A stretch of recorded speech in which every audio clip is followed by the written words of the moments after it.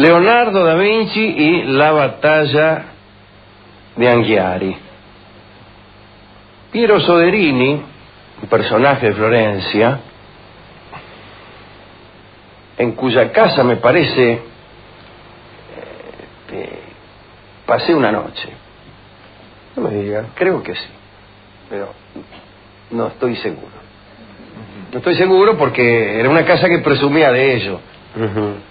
Casa Soderini, qué sé yo, aquí apolilló el Dante en tal fecha, pero lo que pasa es que Florencia está llena de esas placas y parece que el Dante cambiaba de catrera por lo menos 5 veces por noche. Está lleno de casas donde hay una placa que dice que ahí pasó la noche el Dante.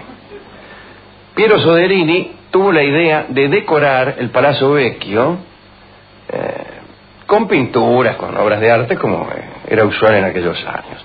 En la sala del concilio había 2 muros libres en los que se podía desplegar algún fresco. Y se le encargó entonces a Leonardo que pintara uno y a Miguel Ángel que pintara el otro. El motivo obligado eran escenas de batallas que recordaran la gloria de Florencia. Bueno, ya sabemos que Leonardo y Miguel Ángel no se llevaban muy bien, se odiaban. En alguna oportunidad Miguel Ángel había dicho que Leonardo era un inexperto, que no había sido capaz de llevar a cabo el monumento de Francesco Sforza y que lo había abandonado sencillamente porque no había sabido cómo solucionar el problema del vaciado. Hemos contado aquí las aventuras de Leonardo en Milán. Algunos dicen que ese encono de Miguel Ángel había nacido cuando Leonardo, que en un tiempo había sido consejero de Florencia, había sugerido que se emplazara el David en un lugar que a Miguel Ángel le parecía enteramente inadecuado. Con el encargo de las autoridades de pintar 2 muros de la sala del concilio, se armó una especie de duelo estético, que antes de pasar a la pared iba a tener lugar en los cartones. Antes de concretar un fresco se hacen unos esbozos, unos bocetos en cartones que son bastante considerables, ¿no? Bien, el modo en que abordaron momentos bélicos de Florencia es interesante. Miguel Ángel, ante la obligación de representar la batalla de Cassina entre fiorentinos y pisanos, hizo una pequeña trampa. Dejó a un lado la batalla propiamente dicha para retener solamente un episodio que la precedió, pero que no formaba parte de la batalla. Miguel Ángel imaginó el instante en que los soldados florentinos, que se bañaban apaciblemente esperando al enemigo, salían precipitadamente del agua al oír las trompetas que anunciaban el ataque pisano. Miguel Ángel había elegido la forma de expresión que mejor le convenía a su carácter y a sus gustos. Un grupo de hombres desnudos, espoleados por el apuro, el miedo, el entusiasmo, la confianza. Era de algún modo un conjunto más bien escultural. Ya se sabe que Miguel Ángel se consideraba a sí mismo antes que nada un escultor. Y desde luego no tenía relación alguna con la pintura de batallas, que es otro asunto, ¿no? Leonardo, en cambio, se hizo contar las peripecias de la batalla de Anghiari y reunió todos los documentos necesarios para reproducirla. Había sido una batalla en la que los fiorentinos derrotaron a Filippo Maria Visconti. Contrariamente a lo que hizo Miguel Ángel, Leonardo pensó en subrayar lo cruel y lo macabro, las imágenes más repugnantes del sufrimiento y de la muerte. En esta charla de hoy vamos a poner énfasis en lo que le pasó a Leonardo durante los trabajos. A Leonardo no le gustaba pintar frescos, es decir, pintar sobre paredes, porque eso exigía una seguridad que él mismo decía no tener. Ya había tenido una mala experiencia con la cena. La última cena, ya se sabe, es una obra muy castigada. Ya lo era en vida de Leonardo. Parece que con el método tradicional, el método de aquellos años, una vez que el color había sido aplicado, no era posible cambio alguno, no podías casi corregir. Leonardo, que trabajaba siempre con modificaciones, detestaba ese carácter irrevocable del fresco. Leonardo pretendía mejorar la técnica que desde hacía 2 siglos empleaban los florentinos para hacer pinturas sobre paredes. Quería sustituir los procedimientos bien probados que habían usado, qué sé yo, entre tantos el Giotto, Botticelli, en fin, Uccello. Leonardo aseguraba que había descubierto en los escritos de Plinio la fórmula de un revoque para el muro que permitía pintar como sobre un panel y también permitía revisar la obra y retocarla a voluntad. Muy bien, terminó el cartón, el boceto, en el tiempo previsto, acomodó los andamios ahí en la sala del Gran Concilio. Y en la primavera de 1505 empezó la obra sobre el muro.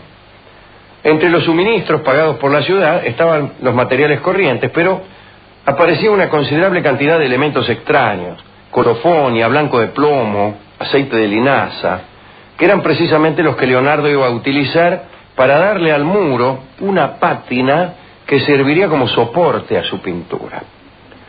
Confiando en la excelencia de su receta, Leonardo hizo cubrir el muro con el estuco heterodoxo y comenzó a pintar sobre esta película nueva a la espera de que el muro secara rápido, pero los resultados fueron desesperantes.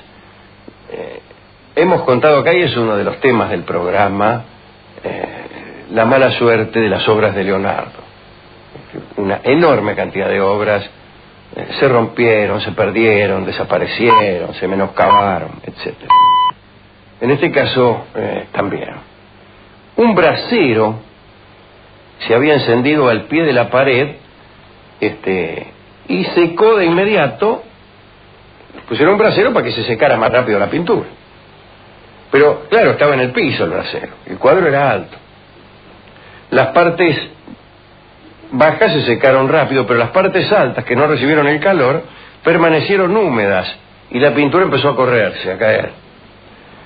Esa película que Leonardo había puesto en la pared y que debía evitar el contacto de la pintura con el muro, propiamente dicho, en realidad lo que consiguió fue que la pintura no se adhiriera y se chorreaba. Leonardo luchó hasta con soplidos, soplando él personalmente todo el muro, pero no logró nada. La única solución razonable era rascar todo y volver al fresco habitual, pero Leonardo no admitió esa posibilidad. Mandó a las autoridades al diablo y, perturbado por su fracaso, se marchó a estudiar el vuelo de los pájaros.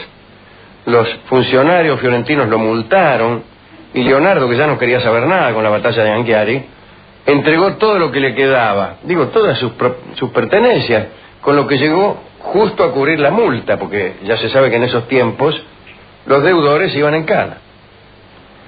Miguel Ángel tampoco pintó el muro que se le había adjudicado, pero en realidad porque no tuvo ganas. Se había enemistado con las autoridades. Pintó nada más que el cartón, el boceto que fue destruido en el curso de una de las tantas revueltas que estallaban en Florencia. Pero conocemos ese boceto por copias que se hicieron del cartón antes de que lo destruyeran. Algunos dicen que los cartones de Miguel Ángel los quemó un colega celoso que se llamaba Bandinelli. Leonardo no sufrió mucho la pobreza después del pago de la multa, que lo había dejado prácticamente en la calle. En mayo de 1506, cuando pensó que su carrera estaba destruida por culpa del fresco inacabado, se presentó el canciller de Francia, el conde de Chaumont, que lo reclamó en Milán para ponerse a su disposición. Eran tiempos todavía de Luis XII, ¿no? Hacia Milán fue otra vez Leonardo, pero lo que sucedió allí es parte de otra historia. Esta es la historia del fresco del Salón del Gran Concilio, llamado La Batalla de Anghiari. Fue una de las obras más desdichadas de Leonardo, pues se le chorreó. Sí, le chorreó, chao. ¿A quién quiere dedicar esta nueva desgracia? No hace mucho hablábamos, ¿no es cierto, Guillermo, de la última cena? Sí. Y recordábamos cómo había estado incluso expuesta a los panazos de los milicos, porque el salón donde está se había usado en un tiempo como como comedor de los soldados. Y entonces, para divertirse, le tiraban panazo a Judas, qué sé yo.